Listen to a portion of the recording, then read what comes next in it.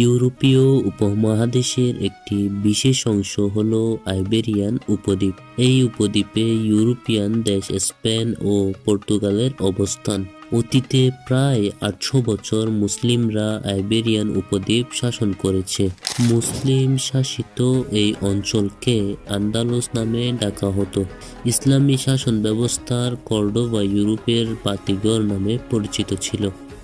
ইতিহাসের অধ্যায়ের এই ভিডিওটিতে আন্দালুসিয়ার মুসলিম শাসনের স্বর্ণযুগ সম্পর্কে আলোচনা করা হবে। 7ম শতকের প্রথম দিকে রডারিক নামে একজন খ্রিস্টান অত্যাচারী শাসক স্পেন শাসন করত। তখন জুলিয়ান নামে একজন নিপীড়িত খ্রিস্টান পাদ্রী উত্তর আফ্রিকার গভর্নর মুসা ইবনে নুসাইরের কাছে রডারিকের বিরুদ্ধে অভিযোগ জানায়। মুসা ইবনে নুসাইর স্পেনের খ্রিস্টানদের প্রতি সমবেদনা প্রকাশ করেন এবং তার বিখ্যাত সেনাপতি তারেক বিন জিহাদকে স্পেন বিজয়ের পরে শান্তি প্রতিষ্ঠার নির্দেশ দেন। সেনাপ্রধান তারেক সমুদ্র পাড়ি দিয়ে স্পেনের পাহাড়ে এসে পৌঁছায়। এই জায়গার নাম রাখা হয় জাবাল আল তারিক। পরবর্তীতে জাবাল আল তারিক শব্দটি বিকৃত হয়ে জিব্রাল্টার হয়ে যায় এবং এই সামুদ্রিক অংশের নাম হয় জিব্রাল্টার প্রণালী। মাত্র 12,000 মুসলিম সেনা প্রায় 1 লক্ষ খ্রিস্টান সেনার বিরুদ্ধে প্রাণপণ লড়াই করে এই যুদ্ধে বিজয় লাভ করে। 711 সালে মুসলিমদের স্পেন বিজয়ের পর স্পেনের খ্রিস্টানরা রডারিকের দাসত্ব থেকে মুক্তি পায়। তখন মুসলিমরা সকলকে আপন করে নিয়েছিল, কারণ তারা বিশ্বাস করত সমস্ত সৃষ্টি এক আল্লাহর সৃষ্টি।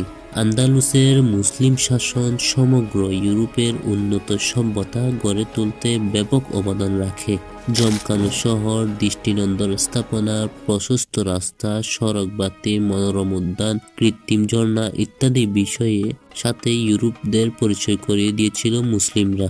এছাড়াও দৈনন্দিন জীবনে ব্যবহৃত অনেক অসংখ্য বিষয় মুসলিমদের আগমনের পূর্বে আন্দালুস সহ পুরো ইউরোপ লোকেরা জানতই না। যেমন কাগজ, তুলা, সুতি, কাপড়, রেশম, রুমাল, সুগন্ধি, কাচের আয়না, রঙিন কাঁচ, লবণ, মরিচ, সাবান, কেরোসিন, আগ্নেয়াস্ত্র, বই, বাঁধাই, পোস্ট স্ট্যাম্প, চশমা, ঘড়ি, compass, globe, flag, carpet, medical operation সরঞ্জাম, কৃত্রিম দাঁত, তরমুজ, লেবু, বহু ঔষধীয় বৃক্ষ। মুসলিমরা জিব্রাল্টার অতিক্রম করার পর লেবু জাতীয় গাছ রোপণ করেছিল। এইখানে অন্যান্য ফলের তুলনায় লেবু জাতীয় ফল বেশি উৎপাদন হতো বলে তারা এই অঞ্চলকে আরদুল পর্তুগাল নামে ডাকত। ভাষাতাত্ত্বিকদের মতে সেই পর্তুগাল থেকে বর্তমানে পর্তুগাল নামটি আবিষ্কৃত হয়।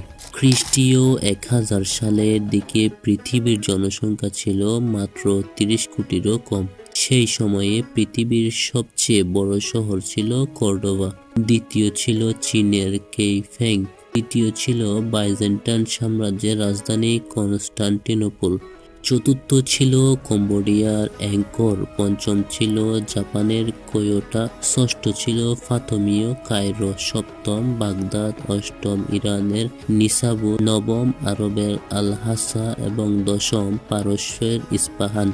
তৎকালীন বিশ্বের বড় 10টি শহরের মধ্যে 6টি ছিল ইসলামিক সাম্রাজ্যের রাজধানী। মুসলিমদের স্থাপিত উন্নত শিক্ষা ব্যবস্থা, গ্রন্থাগার, সাংস্কৃতিক অবকাঠামো থেকে স্প্যানিশ অনেক উপকৃত হয়। বস্তুত আন্দালুস ছিল তৎকালীন বিশ্বের জ্ঞান বিজ্ঞান চর্চার গবেষণা প্রাণকেন্দ্র। আজকে যেমন উন্নত শিক্ষার জন্য মানুষ ইউরোপ যায়, তৎকালীন যুগে মানুষ উন্নত শিক্ষার জন্য ইসলামিক শহরগুলোতে ভিড় করত। বিশেষ করে দূর দূরান্ত থেকে শিক্ষার্থীরা আন্দালুসের মুসলিম বিশ্ববিদ্যালয়গুলোতে পড়তে আসত। সেই সব শিক্ষার্থীদের মধ্যে দিয়ে মুসলিমদের জ্ঞান এবং উদ্ভাবন সমস্ত বিশ্বে ছড়িয়ে পড়ে।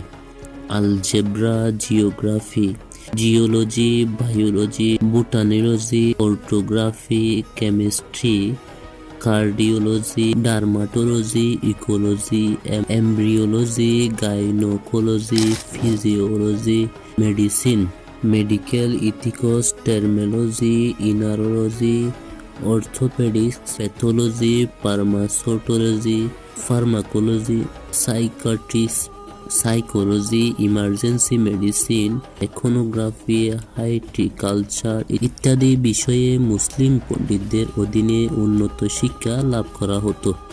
ইতিহাসের অধ্যায়ের এই ভিডিওটি যদি আপনাদের ভালো লেগে থাকে তাহলে চ্যানেলটি সাবস্ক্রাইব করে পাশে থাকার অনুরোধ রইল।